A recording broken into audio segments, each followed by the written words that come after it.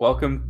Well, I should say welcome to the Lee Bishop Studios, but we can't go into the Lee Bishop Studio anymore because of this virus. But we still want to mention the logo.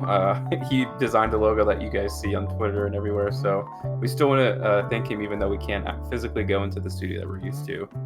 You can check him out, Lee Bishop Designs on Facebook.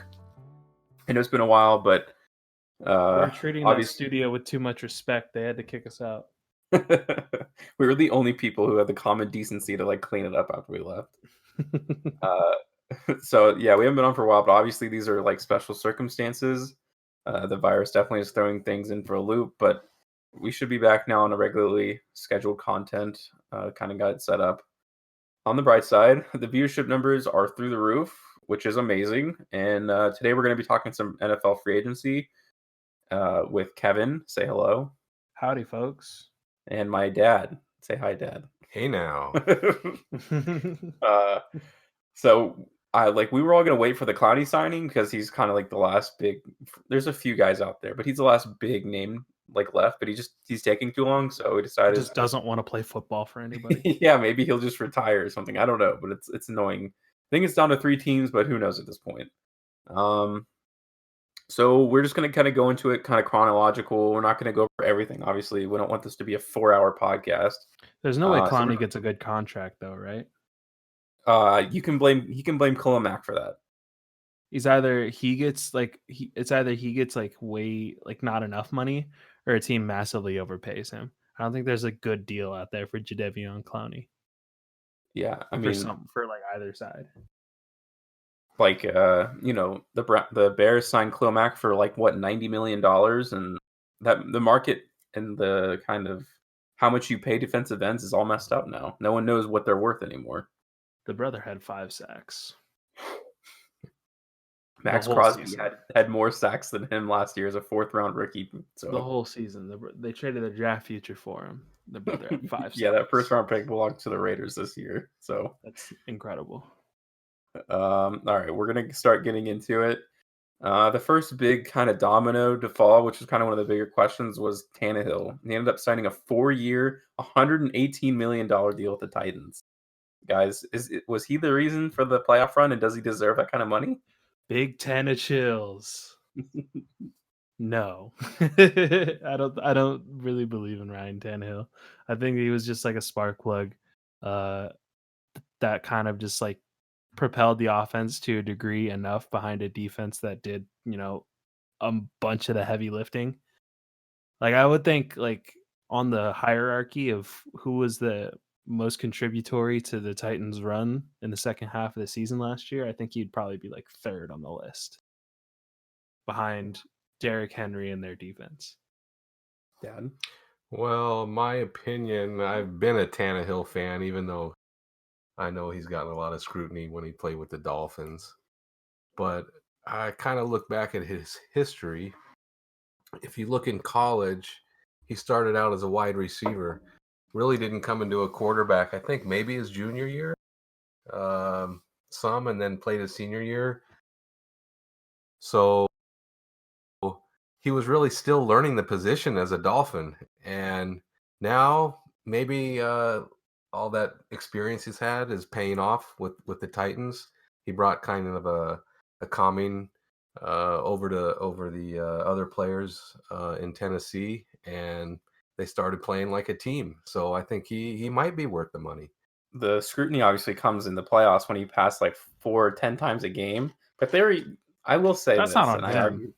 I'll say this too. The passes that he did make were pretty darn good. He had some really important touchdown passes.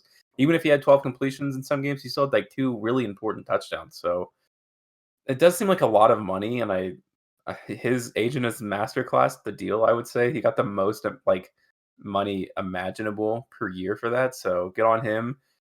You would like to see the Titans maybe use a little bit of a cap space that they could have maybe gotten him 4 years, $100 million. But I mean, I get it.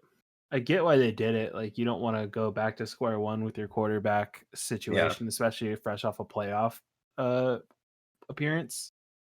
And you don't want to give a big deal to your running back because it just never works ever in contemporary football. And so you had to use your franchise tag on Derrick Henry. So If Tannehill's the one you end up paying big bucks for, I guess there's worse quarterbacks you can give money to, like that much money. Like I don't hate it, but I personally would not give Ryan Tannehill almost $120 million. It seems like a lot, but we'll see. We'll see if the haters are right, or because if he can bring him back to the playoffs, I think that's the goal. I mean, they did lose to the Chiefs too, so we have to factor that into like the definitive best team in football, pretty much. All right, moving on. We're gonna talk about the big trade, one of the big trades of the offseason. Stephon Diggs is traded to the Bills. So after all the rumors of him saying, no way, he's being traded, I'm here, he does get traded, which basically proves that every single player on a roster is like up for trade, even if they say they aren't. They're always listening for phone calls. Anyways, the trade ended up being the first rounder, a fifth rounder, a sixth rounder, and a fourth rounder. Well, first of all, should the Vikings have given up Stephon Diggs? And do you think they got a nice enough haul back? Diggs is like he had been like back and forth on whether or not he wanted to be traded like 3 or 4 different times throughout the season. And so like they just caught him on a day where it was like, okay, I'm ready to get out of here. I'm ready to get traded. They got a first round pick back for I'm already thinking about the other trade that was awful. Stephon Diggs for a first round pick, multiple picks, including a first rounder. That's kind of insane. Like, cause he's cracked 1,000 yards like twice ever, right? Uh, I don't know about the yardage, but I would say they're giving too much for That's a Stephon lot, Diggs. man. that's a lot. Yeah, I mean this It's like a guy. non-all-pro receiver. Yeah, I think maybe there's more underlying problems there that we don't know about Stephon Diggs and his relationship with other people on his team. So there must be something there that we don't know. But I would say that's way too much. Even though he is a great receiver. Sometimes when you watch him on the field, he's amazing. But I don't think he's going to be too happy in Buffalo. I He really just had a Is don't. anyone happy in huge he had a Buffalo? huge drought like in the earlier parts of the season, and everyone was like gossiping about how like he must hate Kirk Cousins because it's just like there's no way he doesn't. And so I think it's just has manifested itself to the point where he's just like, get me out of here. And the fact that the Vikings got a first round pick back for him is kind of insane to me. Yeah, a little bit too much, I think, too, on my part. I think they were happy to get something like that, and when they offered that, they jumped on it. Oh yeah, you're never gonna say no to that. Yeah. The Bills, I will say this, like as much as they gave up, the Bills did need a receiver like desperately, you Yeah, know. yeah, they did. So they got one. I mean, instead of getting one in the first round, I guess at that point it comes like down to, do you think he's better than Jerry Jeudy? Do you think he's better than CeeDee Lamb, Henry Ruggs? You I know, don't think that's they're gonna be in the range of any of those guys. maybe Is Henry it their Ruggs, but 20? Is it their 2019 or 2020 pick? I believe so. It should be. I think it's Uh, this year's first rounder. The other ones I think are futures though.